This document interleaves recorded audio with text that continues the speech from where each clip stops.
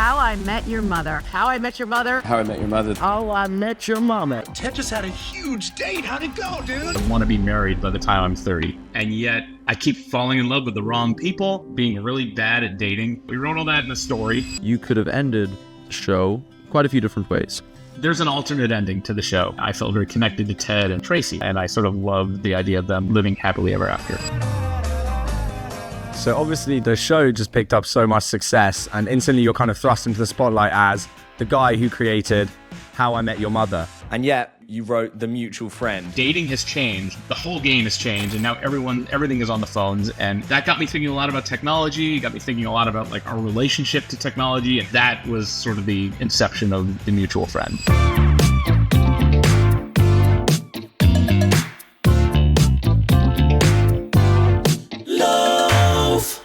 Yeah, I mean, there's a lot to unpack here. So Yes. I personally, I've seen How I Met Your Mother twice through. I'm watching it again with my girlfriend right now, and nice. you know, it's one of my favorites. Yeah, I'm not necessarily taking advice from Barney at the moment. Maybe No, Ollie's please don't. more.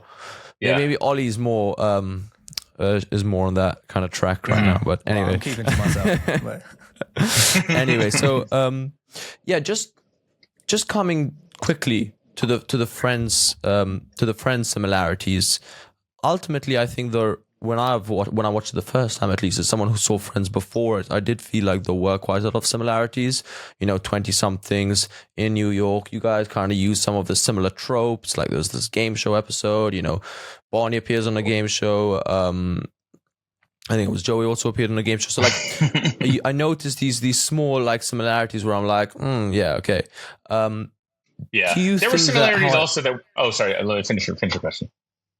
Yeah, no, I was going to say, do you think this popularity of How I Met Your Mother kind of was tied up with that hype around Friends, and do you think that yeah, the you guys were able to take something successful and make it your own? Is that how you kind of conceived of it? Yeah, I mean, I as a writer, I always feel like I don't want to waste my time doing something someone else has done before, and I struggle with that. I struggle with like originality, and I you know, like I've always resisted like the idea to like, you know, I've had people come to me with offers to like work on IP, you know, and like I you know, not to take anything away from people who do like Marvel movies or whatever, but I've always like tried to like, I want to leave my own thumbprint on the world. And so, you know, we did struggle with like, we want to make sure this is different from Friends. I think I'm sure that it you know, drafted off of Friends' success. Friends was a phenomenal show that that it's hard to deny that it definitely paved the way in the marketplace for a show like How I Met Your Mother. And it's funny, some of the, I mean, I watched Friends, and I don't think I've seen every episode. There's like a few seasons that I watched every week. But it's funny, there are things like, for instance, somebody pointed this out to me recently, that there was in our first season, we did an episode where Ted breaks up with a girl on her birthday. And he doesn't realize it's her birthday, but it is her birthday, and he breaks up with her, and he feels terrible about it. And somebody pointed out to me that Friends did an episode like that, which I don't remember.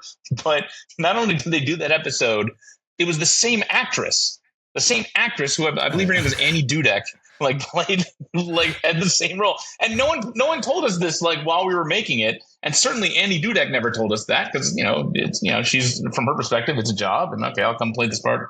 But like, yeah, it was just sort of a, and it's, you know, we did 208 episodes, and they did some like, I don't know, like 300 episodes or something like that. Like eventually you're going to hit the same targets. I mean, it's a bunch of white people dating in New York. It's like, it's a small world, and you're going to have the same. And also we did, you know, one of the other things is that we had a writer, we had two writers from Friends. So like, I sort of, anytime something like that happened, we kind of look at them like, you didn't want to tell us that, and then they'd be like, oh yeah, I guess we did do that episode. It's like, all right.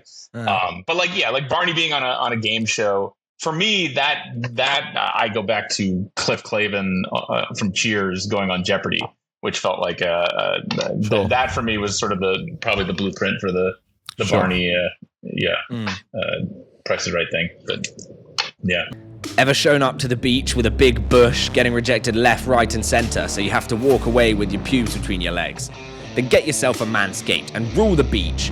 Wear your shorts with no shame. Get the Performance Package 5.0 Ultra now with a discount code LOAF to get a full 20% off, so that your baguette leaves no crumbs.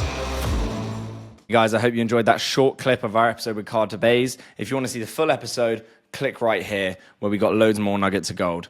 Please like and subscribe to check out our other videos. We've got a huge range of guests, from actors to politicians to academics to sports people. So please do check it out. And as always, I'll see you guys next time.